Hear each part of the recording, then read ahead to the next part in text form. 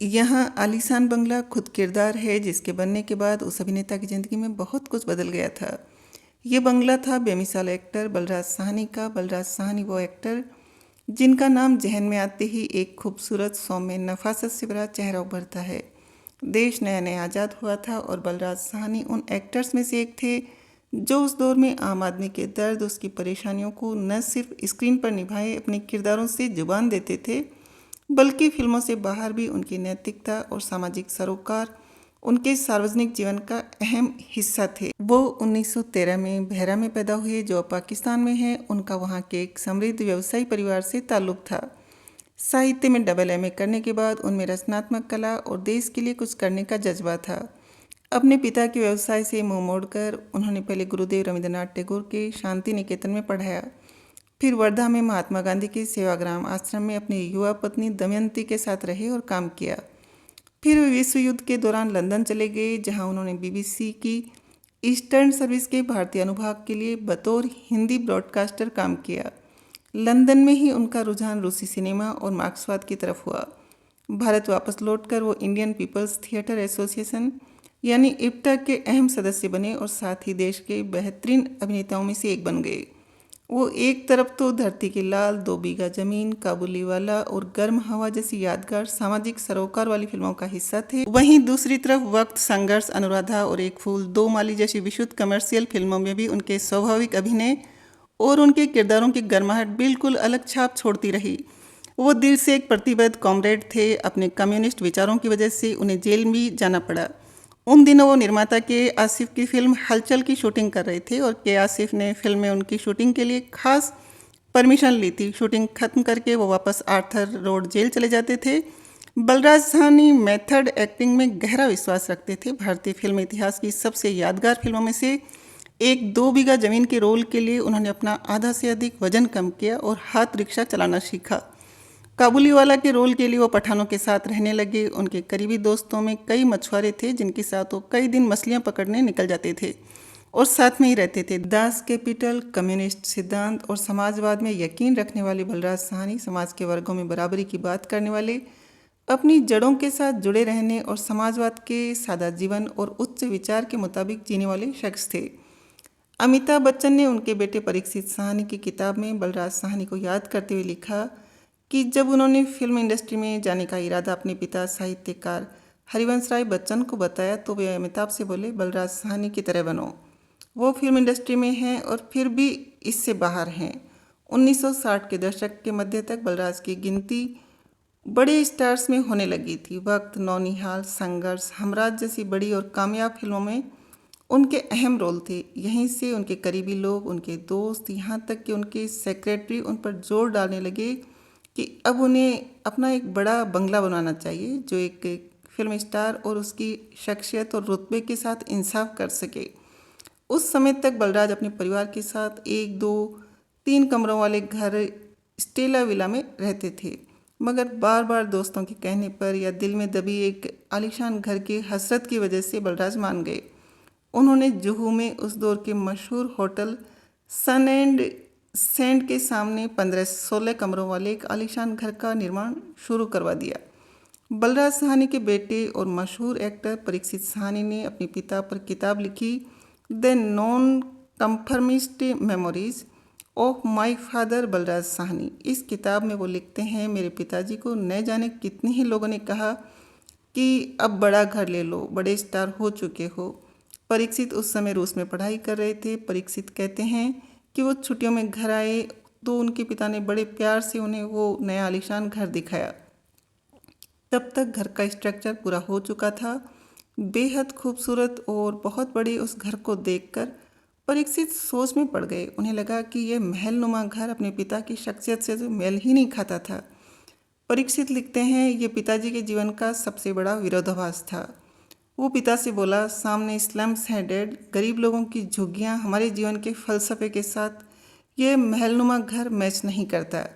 ये जीवन भर सोशलिज्म के सिद्धांत को मानने वाले बलराज के पूंजीवादी अरमान का प्रतीक था। परीक्षित बोले, घर को छोटा बनाइए, 3-4 कमरों से ज़्यादा बड़े घर की ज़रूरत नहीं है। बात सही थी और बलराज साहनी अपने बेटे की बात सुनकर सोच में पड़ गए। फिर बोले, बेटा अब तो घर बन ही गया। बेटे परीक्षित के लिए उस घर में 3 कमरों का एक पूरा विंग था, जिसमें एक कमरा पेंटिंग करने के लिए, एक फोटोग्राफी के लिए और एक बड़ा बेडरूम था। साथ ही जिम बनाने के लिए विशाल टेरेस भी। ये आलीशान घर पूरी तरह बलराज के सोशलिज्म और सादा जीवन उच्च विचार के फलसफे से परे था। परीक्षित साहनी ने बताया था कि रूस में उन्हें इस घर से जुड़ा एक बुरा सपना आया और उनके जहन में ये बात रह गई कि इस घर में कुछ अपशगुन होने वाला है। ये बात उन्होंने अपनी डायरी में दर्ज भी की। आखिरकार ऐसा ही हुआ। इस सफ़ेद बंगले को बलराज साहनी ने नाम दिया इकराम, यानी इज्जत या प्रतिष्ठा। शुरुआत में इस घर में यादगार महफिलें भी जमी। शायर कैफी आज़मी, कवि हरींद्र नाथ चट्टोपाध्याय, पीसी जोशी जैसे बुद्धिजीवी, वकील रजनी पटेल और फिल्म इंडस्ट्री के बड़े बड़े लोग इस महफिल का हिस्सा होते थे। लेकिन जल्द ही ऐसी घटनाएं हुई जिससे सब बिखरने लगा। कहते हैं कि उनका बुरा वक्त भी इसी घर में आने के साथ ही शुरू हो गया। पहली पत्नी के गुजरने के बाद घर के एक युवा नौकर की भी यहाँ अचानक मृत्यु हो गई। जीवन में कई ऐसी घटनाएं हुई जिन्होंने बलराज को तोड़ कर रख दिया। परीक्षित ने बताया था, इस नए घर में एक के बाद एक कई त्रासदियां हुई। उन्होंने कहा, आखिर में उनके पिता ने माना कि उनका बेटा सही था। वो बोले कि बेटा तूने सही कहा था, इससे अच्छे तो हम अपने पहले छोटे घर में थे। एक दूसरे के करीब आते जाते, एक दूसरे से बात करते थे। इस बड़े घर में सब अपने अपने कमरों में रहते हैं, एक दूसरे से दूर कटे हुए। परीक्षित ने बताया, मेरे पिता वहाँ खुश नहीं थे। सबसे बड़ा झटका बलराज साहनी को तब लगा जब उनकी जवान बेटी शबनम ने अचानक आत्महत्या कर ली। इस सदमे से वो कभी उबर नहीं पाए। वो आलीशान सफ़ेद बंगला बलराज और उनके परिवार को रास नहीं आया। परीक्षित ने बताया, आखिरकार उस घर ने ही हमारे पूरे परिवार को बर्बाद कर दिया। ज़रूरत से अधिक बड़ी चीज़ की लालसा, दशकों के आत्मत्याग के बाद शानदार जीवन जीने की चाह, ये विचारधारा और अनुभव के बीच के अंतर की मिसाल थी। अपने पिता के भव्य भ्रम को समझने की कोशिश करते परीक्षित विंस्टन चर्चिल के कथन का सहारा लेते हैं, हम अपने घरों को आकार देते हैं, उसके बाद हमारे घर हमें आकार देते हैं। वो कहते हैं कि इसके बाद जीवन में अपने मूल आयामों पर पूरी तरह से वापस लौटना शायद संभव नहीं होता। बलराज के छोटे भाई और जाने माने साहित्यकार भीष्म साहनी ने भी अपनी जीवनी में लिखा, जब बलराज मार्क्सवादी बने तो उनके मन में पीड़ित मानवता के प्रति प्रतिबद्धता की भावना जाग उठी। ऐसा व्यक्ति आसानी से खुद को उस क्षेत्र की घिनौनी वास्तविकता से नहीं जोड़ सकता जहां कला को छूट मिलती है और पैसे का मूल्य प्रबल होता है। इस मशीनी सिस्टम के एक हिस्से के रूप में अमीर और प्रसिद्ध होने से बहुत कम व्यक्तिगत संतुष्टि या संतुष्टि की कोई भावना मिलती है। अपनी आखिरी फिल्म गर्म हवा के लिए बलराज को एक ऐसा दृश्य शूट करना पड़ा जिसमें फिल्म में भी निभाए गए उनके किरदार की बेटी भी आत्महत्या कर लेती है।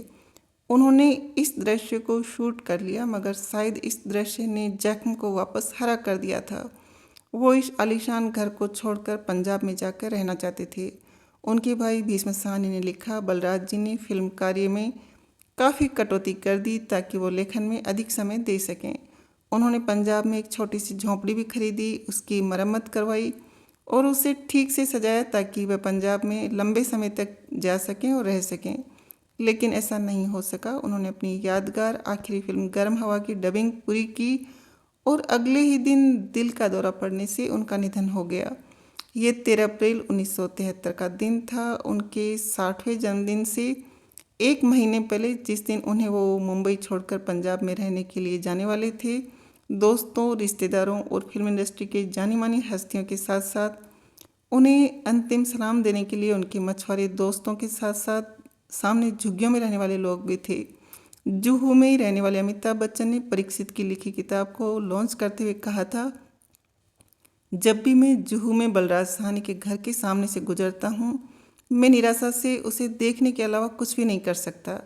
वक्त और वीराने ने इसे तहस नहस कर अलग रूप दे दिया है, जो कतई इस घर के मालिक का नहीं था। मुश्किल परिस्थितियाँ जीवन में विपत्तियों की कहानी कहती है और ये घर इस वास्तविकता का प्रतीक है। खुद परीक्षित साहनी ने बताया, जब वो उस घर के आगे से गुजरते हैं तो अपनी आंखें बंद कर लेते हैं। बलराज साहनी का वो आलीशान घर इकराम वक्त के थपेड़े सहता हुआ बुरी हालत में भी अब भी अपनी जगह खड़ा है। ये घर उनकी दूसरी पत्नी और बेटी सनोवर के हिस्से में आया, लेकिन अपने दौर में बम्बई के सबसे आलीशान बंगलों में रहा इकराम अब जर्जर हालत में है, अपने अंदर साहनी परिवार की दास्तान समेटे हुए।